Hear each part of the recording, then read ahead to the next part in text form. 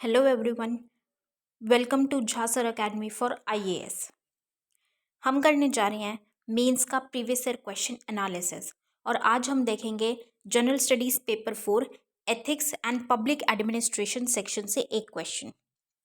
मैं उम्मीद करती हूँ गाइस आप लोगों ने इस क्वेश्चन को अटेम्प्ट किया होगा और एक बहुत अच्छा आंसर फ्रेम भी किया होगा। सो गाइस आज हम एक बहुत ही इम्पॉर्टेंट टॉपिक के बारे में पढ़ेंगे कि जैसे हमें डायलेमास इश्यूज देखने को मिलते हैं, हर एक सिचुएशन में बहुत सारे एथिकल नैतिक रूप से देखने को मिलते हैं, तो हम उसको किस तरीके से सॉल्व करेंगे। सो जैसे मैं हमेशा कहती हूँ कि एथिक्स हमारी मेनली लाइफ से भी रिलेटेड है, हमें नॉर्मल लाइफ में भी बहुत कुछ सिखाता है, एथिक्स हमें सीखने को मिलता है। सो बहुत ही अच्छा सेशन होने वाला है गाइज। इन पॉइंट्स को अपने माइंड में भी रखिएगा और अपने पास अपने नोटबुक में अपने पेजेस पे अपने नोट्स में इनको ज़रूर रखिएगा, because it will help you a lot in the future, right. So शुरू करने से पहले गाइज जिन भी स्टूडेंट्स ने हमारा टेलीग्राम चैनल ज्वाइन नहीं किया है वो तुरंत डिस्क्रिप्शन बॉक्स में जाइए, वहाँ पे आपको हमारे टेलीग्राम चैनल का लिंक प्रोवाइडेड होगा। उस लिंक के थ्रू आप हमारा चैनल ज्वाइन कर सकते हैं और उसका बेनिफिट आपको ये होगा कि आपको हमारी सारी पीडीएफ्स का एक्सेस मिल जाएगा जो आप लोगों के लिए फ्री ऑफ कॉस्ट अपलोड कर दी जाती है हमारे चैनल पे, जैसे कि करंट अफेयर्स की पीडीएफ्स हैं या फिर जो ये हम मेंस का प्रीवियस ईयर क्वेश्चन एनालिसिस कर रहे हैं इसकी पीडीएफ्स है। और उसी के साथ साथ जो भी वीडियो लेक्चर्स आप लोगों के लिए अपलोड किए जाते हैं उसका भी डायरेक्ट लिंक आपको वहाँ पे प्रोवाइड कर दिया जाता है। और गाइज अगर आप सीरियसली प्रिपेयर कर रहे हैं अपने एग्ज़ाम्स की, तो मैं आपको कहूँगी कि आपको करंट अफेयर्स के लिए बिल्कुल परेशान होने की ज़रूरत नहीं है। अपना टाइम मनी एफर्ट्स कुछ कहीं लगाने की ज़रूरत नहीं है। All you need to do is आपको सिर्फ झा सर अकेडमी पे जो आप लोगों के लिए करंट अफेयर्स रेगुलरली अपलोड किए जाते हैं, आपको बस उनको फॉलो करना है कंसिस्टेंटली, बिल्कुल कंसिस्टेंट तरीके से। That is more than enough, क्योंकि हमारे करंट अफेयर से बाहर का आपके एग्जाम में कुछ भी पूछा नहीं जाएगा। That is more than enough. So guys आप ज़रूर ज्वाइन कीजिएगा और इन करंट अफेयर्स को प्रॉपर तरीके से फॉलो कीजिएगा। और गाइज हमारा जीएस का भी pre plus mains batch run कर रहा है, आप इस बैच को भी ज़रूर ज्वाइन कीजिए। इसमें आपको जीएस 1 2 3 4 के बिल्कुल ज़ीरो से तैयारी करवाई जा रही है। झा सर आपको खुद मेंटोर कर रहे हैं इस बैच में, और अगर आप बैच की डिटेल्स को प्रॉपर तरीके से फॉलो करेंगे और झा सर के द्वारा दी गई गाइडलाइंस को फॉलो करेंगे तो आपका एग्ज़ाम निकलने से कोई नहीं रोक सकता गाइज, आपका सिलेक्शन पक्का है। तो ज़रूर ज्वाइन कीजिएगा इस बैच को। और हमारा मेंस का भी आंसर राइटिंग बैच रन कर रहा है, आप इस बैच को भी ज़रूर ज्वाइन कीजिए। इसमें आपको 500 प्लस क्वेश्चंस की प्रैक्टिस कराई जा रही है। हमारी एक्सपर्ट फैकल्टी हैं, वो आपके आंसर कॉपीज़ को चेक करते हैं, आपको मिस्टेक्स बताते हैं और इम्प्रूव करने में हेल्प करते हैं। और उसी के साथ साथ आपको हर एक क्वेश्चन के रिगार्डिंग एक सैम्पल आंसर भी दिया जाता है और वीडियो सोल्यूशन भी प्रोवाइड किया जाता है with proper explanation. So guys अगर आप सीरियसली सिविल सर्विसेज की प्रिपरेशन कर रहे हैं तो आप इन बैचेस को ज़रूर ज्वाइन कीजिएगा। ज्वाइन करने के लिए आप नीचे दिए गए नंबर 9713282838 पे व्हाट्सएप के थ्रू आप कोर्सेज़ की डिटेल्स ले सकते हैं और कोर्सेज़ को ज्वाइन कर सकते हैं। तो चलिए गाइज अपना आज का सेशन स्टार्ट करते हैं।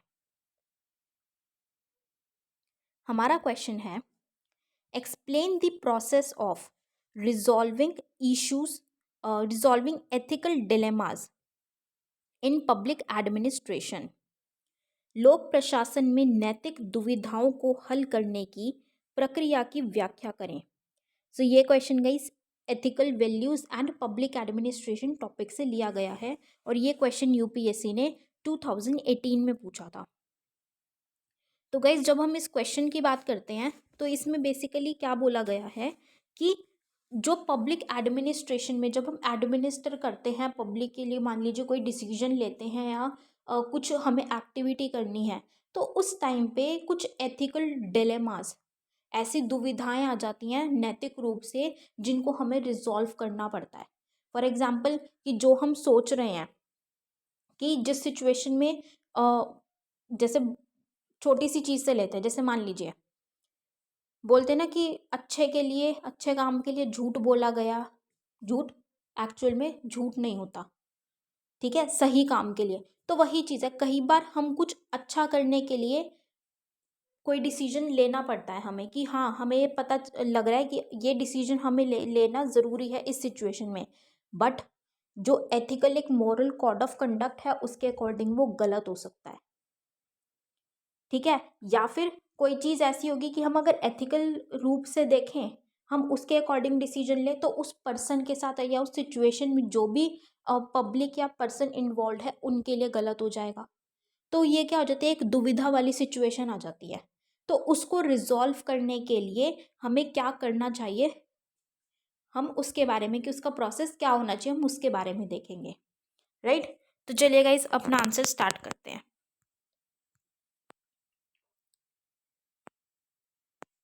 Some of the most common ethical dilemmas with which public servants are confronted revolve around aspects such as administrative discretion, corruption, nepotism, administrative secrecy, information leaks, public accountability, and policy dilemmas.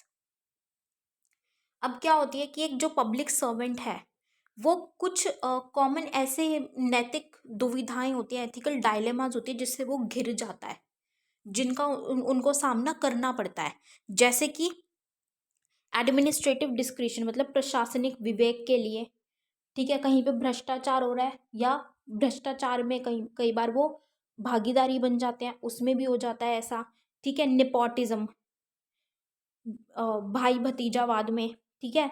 Administrative secrecy प्रशासनिक गोपनीयता बनाए रखने के लिए, information के leakage के purpose से, public की जवाबदेही मतलब पब्लिक अकाउंटेबिलिटी के लिए कि उनके जवाबदेही होते हैं वो, और पॉलिसी डायलेमास की कभी कई बार पॉलिसी की कुछ नीतियों की ऐसी कोई दुविधाएं होती हैं। तो इन सब से रिलेटेड कुछ एस्पेक्ट्स हैं जिनमें एक पब्लिक सर्वेंट बहुत कॉमनली इस एक दुविधा पे, एथिकल डायलेमा पे, नैतिक दुविधा पे आके खड़ा हो जाता है, उसको सामना करना ही पड़ता है, ठीक है। तो मतलब क्या है, ये एक कॉमन चीज़ है, ऐसा नहीं है कि किसी के साथ, ये एक नॉर्मल लाइफ में भी है। ज़रूरी नहीं है कि आप एक पोजीशन पे हैं तभी आप इसको फेस करेंगे, एक नॉर्मल लाइफ में भी हम इसको फेस करते हैं। Dilemmas could be overcome through an ethical decision making process. कई बार क्या होता है कि ये जो दुविधाएं हैं, ये डायलेमास हैं, हम इनको मतलब इनकी ये दूर कर सकते हैं, इनको ओवरकम कर सकते हैं, इनको सॉल्व कर सकते हैं। किससे कि हम नैतिक रूप से प्रॉपर तरीके से अगर डिसीजन मेकिंग करें, मतलब अपना डिसीजन ले प्रॉपर तरीके से, एथिकल नैतिक रूप से, एक सही तरीके से सब चीज़ों को देख के। It is characterized as the course of action of choosing from alternatives which are based on civil service values, moral responsibility, and public accountability of public administrators towards the society. अब ये क्या चीज़ होती है, इसको अगर हम इसकी कैरेक्टरिस्टिक्स बताएं, हम इसकी विशेषताओं की अगर हम बात करें, तो क्या है कि हमें जैसे होते हैं ना कि हमें कुछ ऑप्शंस हैं और हमें उसमें से चूज़ करना है, तो हम बेस्ट पिक करते हैं। तो वही चीज़ है कि हमें एक बेस्ट ऑल्टरनेटिव उठाना है, बेस्ट एक्शन। ऑल्टरनेटिव किसका, कि हमें क्या काम करना है, क्या हमें यहाँ पे कदम उठाना पड़ेगा, जो भी हमारे सामने डायलेमा है उसको देखते हुए, जो भी इशू है उसको देखते हुए हमें क्या कदम उठाना चाहिए, जो किसके ऊपर बेस्ड होता है, कि जो सिविल सर्विसेज की वैल्यूज होती हैं, जो उसके मूल्य हैं, सिद्धांत हैं, उनके ऊपर बेस्ड होता है, ठीक है। जो उसके ऊपर नैतिक दायित्व है, मॉरल रिस्पॉन्सिबिलिटी है, उनकी जिम्मेदारी है, उसके ऊपर बेस्ड होता है, उसको देखते हुए उनको वो डिसीजन लेना है या वो एक्शन लेना है। Personal accountability of public administrators towards the society. अभी जो पब्लिक एडमिनिस्ट्रेटर्स होते हैं, जैसे हम बात करते हैं, ये बेसिकली किस लिए होते हैं, इनका काम क्या होता है, पब्लिक को सर्व करने का, पब्लिक के मतलब एडमिनिस्टर करना है, वो काम करेंगे पब्लिक के बेटरमेंट के लिए, उनके वेलफेयर के लिए, उनकी वेलबींग के लिए, ठीक है। तो इसीलिए क्योंकि ये उनके लिए करते हैं, तो ये उनको पर्सनली अकाउंटेबल भी होते हैं, ये जवाबदेह भी होते हैं, उनको जवाब भी देना पड़ता है कि उन्होंने अगर ये एक्शन लिया या ये डिसीजन उन्होंने लिया तो वो क्यों लिया, उसका क्या रीज़न है, क्योंकि अल्टीमेटली उससे इम्पैक्ट कौन होंगी, जो जनरल पब्लिक है, कॉमन पीपल है, वो उससे इम्पैक्ट होंगे उनके डिसीजन से, उनके एक्शन से। तो इन सब चीज़ों को ध्यान में रखते हुए जो बेस्ट पॉसिबल ऑल्टरनेटिव है, ऐसा बेस्ट ऑप्शन है, उनको वो चूज़ करना है, वो एक्शन लेना है। The decisions have to reflect their respect for professional values, principles and norms. अब जो वो डिसीजन लिया जाएगा, जो डिसीजंस होंगे वो क्या रिफ्लेक्ट करेंगे, क्या दर्शाए, मतलब इस तरीके से डिसीजन लिया जाना चाहिए कि जो उनकी प्रोफेशनल पेशेवर जो मूल्य हैं, जो भी वो निर्णय ले रहे हैं, उनके जो उनके पेशे के, उनके प्रोफेशन के जो मूल्य हैं, ठीक है, उनके सिद्धांत हैं या उनके जो नॉर्म्स है, मानदंड हैं, उनकी वो रिस्पेक्ट करें, उनका वो सम्मान करें। ये चीज़ उनको दर्शानी है, मतलब उनके उस डिसीजन में दिखनी चाहिए, रिफ्लेक्ट होनी चाहिए कि भाई उन्होंने वो सम्मान नहीं छोड़ा है। जो वैल्यूज़ थी उनके प्रोफेशन की, जो उनके प्रिंसिपल्स थे, उनने उसको रिस्पेक्ट करते हुए, उनका सम्मान रखते हुए ही ये डिसीजन लिया है। राइट, मतलब किसी को डिसरिस्पेक्ट नहीं करना है या किसी को रॉन्ग लेवल पे नहीं लेके आना है, ना ही उनके प्रोफेशन को, उसकी वैल्यूज़ प्रिंसिपल्स को, ना ही जो पब्लिक है जिनके लिए वो लाया जा रहा है, जिनके लिए काम के लिए वो वहाँ पे प्लेस्ड है, उनके लिए भी। तो हर तरीके से बेसिकली हर एक एंगल से सोच के, हर एक तरीके से सोच के ही उनको वो डिसीजन लेना है, कोई एक्शन लेना है। इस तरीके से हम इस डायलेमा को सॉल्व कर सकते हैं। Right, a bureaucrat should answer the flowing questions. कि अब क्या है, क्योंकि वो उस डायलेमा पे खड़े हैं, अब उनको वो रिजॉल्व करना है कि वो इनको क्या डिसीजन लेना है, क्या वहाँ पे कार्रवाई की जानी चाहिए, क्या एक्शन ले, वो क्या कदम उठाएं। तो उससे पहले जब वो ऐसे डिलेमा पे, ऐसी दुविधा पे आके खड़े हो गए हैं, तो उनको अपने आप से कुछ क्वेश्चंस पूछने चाहिए और उन क्वेश्चन का जवाब ढूंढना चाहिए कि उनके हिसाब से वो क्या होगा, क्या होने चाहिए वो questions. What are the main factors influencing the decision. कि अब जो वो डिसीजन सोच रहे हैं कि हाँ अगर मैं ये डिसीजन लेता हूँ तो इसके क्या क्या ऐसे फैक्टर्स हैं जिससे कि मतलब जो डिसीजन पे भारी पड़ सकते हैं, या मतलब मुझे ये फैक्टर्स, कोई भी डिसीजन लेने से पहले मुझे इन फैक्टर्स को देखना ज़रूरी है।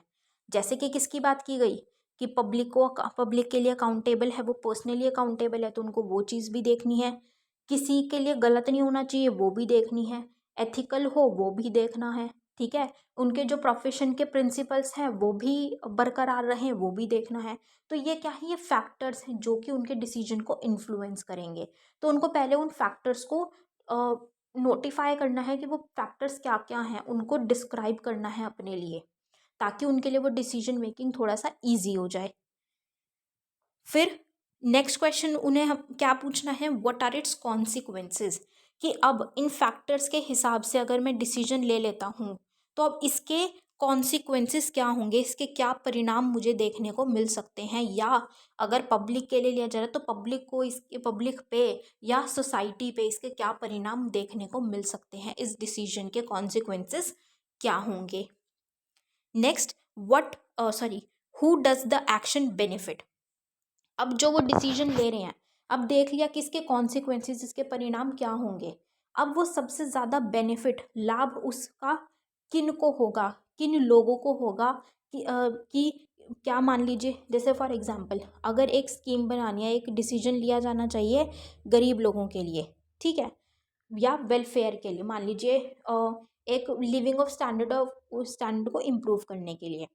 तो अब वो जब कॉन्सिक्वेंसेस देख रहे हैं तो उनको ये देखना है कि क्या वो एक्चुअल में उनको बेनिफिट करेंगे कि नहीं करेंगे, या वो किसी और को ही बेनिफिट करेंगे। तो ये भी देखना है कि वो एक्चुअल में किसको बेनिफिट करने वाला है उनका ये डिसीजन। नेक्स्ट क्वेश्चन क्या होगा, would the action embarrass the department और द सोसाइटी एट लार्ज। कि अब जो वो डिसीजन लेंगे या जो वो कदम उठाएंगे, क्या ऐसा तो नहीं है कि इससे सोसाइटी को या फिर जो उनका डिपार्टमेंट है उसको शर्मिंदगी होगी। अभी था ना, क्या चीज़ थी कि उनको रिस्पेक्ट करना है अपने प्रोफेशन के वैल्यूज़ को, प्रिंसिपल्स को और नॉर्म्स को। तो रिस्पेक्ट करने का क्या मतलब है कि भाई उनके डिसीजन में दिखना चाहिए कि हाँ उन्होंने उनको सम्मान देते हुए किया, कि उनको उनका कुछ वायलेशन ना हो, उस पर कोई दाग ना आए। तो ये चीज़ पूछने की क्या अगर मैं ये डिसीजन लेती हूँ तो ऐसा तो नहीं होना होगा ना कि इससे भाई किसी को शर्मिंदगी हो, मेरे डिपार्टमेंट को, कि देखो ये क्या डिसीजन लिया है, या इस ये तो इतना बेकार है, इस लेवल पे गलत है, या सोसाइटी को शर्मिंदगी ना हो वहाँ पे। ठीक है। Next question, is the problem really what it appears to be? कि ऐसा तो नहीं है कहीं पे कुछ और लूप होल हो? क्या ये जो दिक्कत दिख रही है जिसके लिए मुझे एक्शन लेना है, डिसीजन लेना है, ये प्रॉब्लम एक्चुअली वही है जो मुझे दिख रही है? वो कहते हैं ना कई बार कि जो दिखता है वो होता नहीं और जो होता है वो दिखता नहीं है। तो कभी ऐसी वाली सिचुएशन तो नहीं है, जो एक्चुअल में दिख रहा है वही है ना, कभी कुछ और ही घपला हो।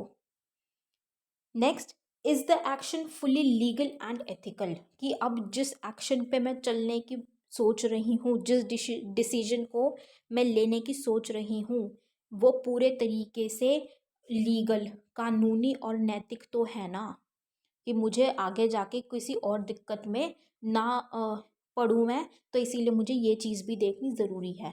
तो अब जब इन सारे क्वेश्चंस का, अब इसमें क्या चीज़ आ गई, इसमें डिपार्टमेंटल प्रोफेशन का भी आ गया, उसकी रिस्पेक्ट का, इसमें पब्लिक का भी आ गया, क्या कॉन्सिक्वेंसेस, क्या परिणाम होंगे, क्या किसको बेनिफिट होगा, कितना होगा, ठीक है, और लीगल एथिकल है कि नहीं, सब कुछ इसमें देख लिया। तो इससे क्या होगा, डिसीजन मेकिंग में हेल्प होगी। These guidelines help to clarify whether the action is socially responsible. अब क्या होगा कि अब ये जो गाइडलाइंस है, जो क्वेश्चंस हमने बात की, इससे क्या हो जाएगी, ये क्लैरिटी मिल जाएगी कि ये जो एक्शन मैं लेने की सोच रही हूँ ये सोशली रिस्पॉन्सिबल है कि नहीं है, ये सही है कि नहीं है। ठीक है। Though sometimes there is no clear answer to all questions. जबकि ऐसा भी हो सकता है कई बार कि इन क्वेश्चंस का कई बार प्रॉपर तरीके से क्लैरिटी से आंसर नहीं भी मिल पाएगा। भाई जितने इजीली अब बता दिया कि ये आप क्वेश्चन पूछो तो इससे आपको क्लैरिटी मिल जाएगी कि वो सही है कि नहीं है आपका एक्शन, लेकिन ऐसा भी हो सकता है कि कई बार इससे भी कुछ क्लियर आंसर ना मिल पाए, क्लियर आप डिसीजन पे ना पहुंच पाए, बट थोड़ा सा हेल्प हो सकता है इससे। All ethical and moral issues, along with the public policies, laws, rules, and regulations, are to be kept in mind while resolving a dilemma. वही चीज़ है कि अब हम जब एक कोई दुविधा को सॉल्व कर रहे हैं, कोई डायलेमा को जब हम रिजॉल्व कर रहे हैं, तो उस टाइम पे हमें सारी चीज़ें माइंड में रखनी है कि जो नैतिक इश्यूज, नैतिक मुद्दे हो सकते हैं, एथिकल मॉरल इश्यूज हो सकते हैं, जो पॉलिसीज़ हैं वो क्या हैं, laws, rules, regulations, norms, code of conduct, इन सब चीज़ों को दिमाग में रखते हुए ही हमें कोई भी एक्शन लेना है। Final decision and action after evaluation should be in consonance with laws and ethics. कि अब जो फाइनल डिसीजन लिया जाएगा, या जो भी पूरा हम जब पूरा का एनालाइज कर रहे हैं, पूरा इवैल्यूएट हमने कर लिया, उसके बाद जो भी एक्शन लेंगे वो लॉज के हिसाब से, कानून के हिसाब से और एथिक्स के हिसाब से होना चाहिए, नैतिकता के अनुरूप होना चाहिए।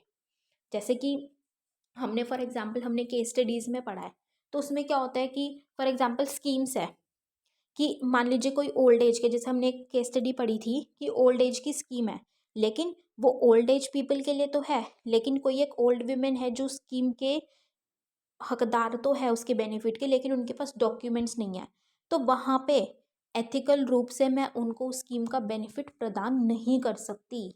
बेशक से वो उनके साथ गलत होगा, लेकिन मैं उनको नहीं दे सकती, मुझे दूसरे तरीके देखने पड़ेंगे, मुझे उनकी हेल्प दूसरे तरीके से करनी पड़ेगी, बट मैं वैसे प्रॉपरली बिना डॉक्यूमेंट्स को उनको नहीं दे सकती। तो क्योंकि मुझे वहाँ पे कानून और नैतिकता को ध्यान में रखते हुए ही अपना डिसीजन लेना पड़ेगा, right. So, Anthony Macri Demetres sets out the ALIR model of imperatives of ethical reasoning, a set of basic principles that integrate and rearrange the process of dealing with ethical dilemmas. कि अब ये Anthony मैक्री डिमेट्रेस है, उन्होंने एक model दिया है जिससे कि जो हेल्प करेगा, उन्होंने एक 4 इम्पेरेटिव्स दिए हैं जिसके थ्रू वो हेल्प कर सकता है एक प्रोसेस के भी जो एथिकल डिलेमास है हम उनको रिजॉल्व कर पाएँ। ठीक है, नैतिक जो हमारी दुविधाएं हैं उनको सॉल्व कर पाएँ। फर्स्ट उन्होंने क्या दिया कि the principle of democratic legitimacy and accountability of public bureaucracy and administration. कि जो एडमिनिस्ट्रेशन की, पब्लिक ब्यूरोक्रेसी की जो है ये नौकरशाही हमें देखने को मिलती है, उसकी हमें क्या प्रिंसिपल देखने हैं कि भाई वहाँ पे अकाउंटेबिलिटी, जो हमारी जवाबदेही है हम उसको पूरी तरीके से फुलफिल करें कि अगर हमें कोई क्वेश्चन करता है तो हम उसका जवाब दे सकते हैं, और डेमोक्रेटिक लेजिटिमेसी, लोकतांत्रिक वैधता भी उसकी प्रॉपर हो, उसके सिद्धांत पे हमें सोचना है, ध्यान देना है। Next, the rule of law and the principle of legality whereby law and only law should govern the administration. तो वही चीज़ है कि हमारा जो फाइनल डिसीजन होगा वो किसके इक्वल में होना चाहिए, किसके कॉन्सोनेंस में होना चाहिए कि भाई कानूनी भी हो, कानूनी तरीके से भी वो सही हो और नैतिक रूप से भी। तो हमें वही चीज़ देखनी है कि रूल ऑफ लॉ प्रॉपर तरीके से उसमें इम्प्लीमेंटेड हो। Next, the principle of meritocracy, professional integrity, autonomy and capacity of the administrative apparatus of the state। कि हमें क्या देखना है कि योग्यता कितनी है, इंटीग्रिटी की, अखंडता की हमें देखनी है, और वहाँ पे ऑटोनॉमी और कैपेसिटी देखनी है, जो डिसीजन लिया जा रहा है उस एडमिनिस्ट्रेशन की या स्टेट की कैपेसिटी कितनी है उसके अकॉर्डिंग हमें वो डिसीजन लेना है। Next, the principle of responsiveness and responsibility of administration to civil society. कि कौन सा प्रिंसिपल, कौन सा सिद्धांत हमें देखना है कि कितनी रिस्पॉन्सिबिलिटी, क्या जिम्मेदारी और कितनी रिस्पॉन्सिवनेस है सिविल सोसाइटी की तरफ। ठीक है, तो इन फैक्टर्स को भी हमें ध्यान में रखना है। और ये किसने दिया है? एंथनी मैक्रीदेमेत्रेज ने ये एक मॉडल दिया है जिसके थ्रू हम थोड़ा सा देख सकते हैं कि एथिकल डिलेमास को रिजॉल्व कर सकते हैं। उन्होंने एक तरीके से प्रोसेस बताया है छोटा सा, 4 इम्पेरेटिव जिसमें उन्होंने हमें दिए हैं। तो घूम फिर के जो अभी तक हमने बात की थी उन्होंने वही चीज़ दिया, बस उन्होंने थोड़ा सा शॉर्ट फॉर्म में बता दिया 4 पॉइंट्स में, right. So this was all for this question guys. I hope you all have like this analysis.